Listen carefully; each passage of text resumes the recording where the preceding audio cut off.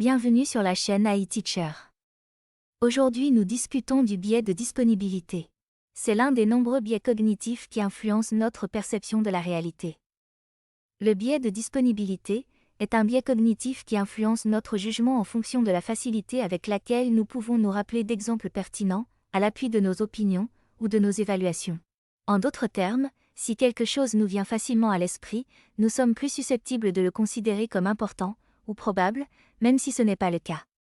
Ce biais cognitif se produit parce que notre mémoire est souvent inégale dans la façon dont elle stocke les informations. Nous avons tendance à retenir plus facilement les événements émotionnellement chargés, inhabituels, ou ceux qui ont été récemment rappelés.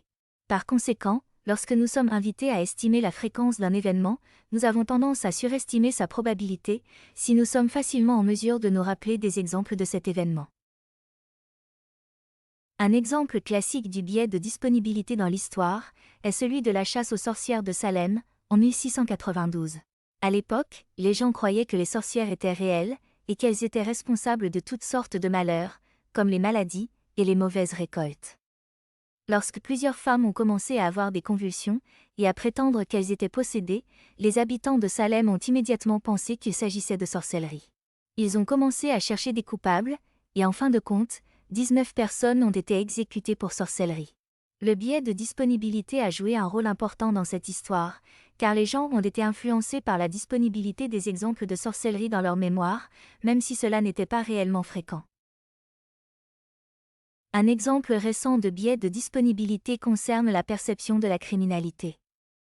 Les médias ont tendance à se concentrer sur les crimes violents et les crimes commis par des étrangers ou des minorités, ce qui donne l'impression que la criminalité est en augmentation dans ces populations.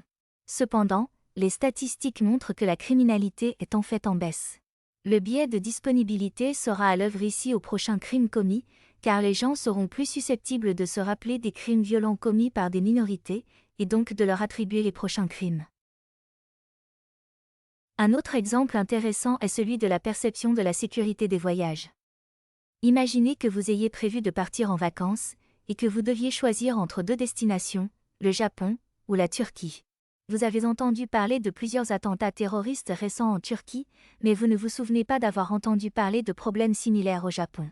Vous êtes donc plus susceptible de penser que le Japon est une destination plus sûre, même si cela ne reflète pas nécessairement la réalité.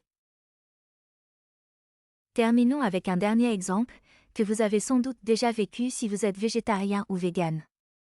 Des gens vous ont sans doute dit qu'un régime sans viande manque de protéines.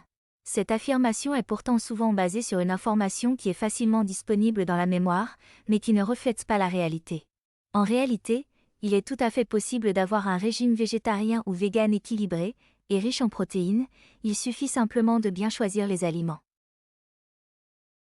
En conclusion, le biais de disponibilité peut affecter notre perception de la réalité et nous amener à prendre des décisions qui ne sont pas basées sur des faits objectifs. En étant conscients de ce biais, nous pouvons prendre des décisions plus éclairées et éviter de tomber dans des pièges de la pensée. J'espère que cette vidéo vous a plu. À très vite pour décortiquer ensemble un nouveau concept de la psychologie humaine sur iTeacher.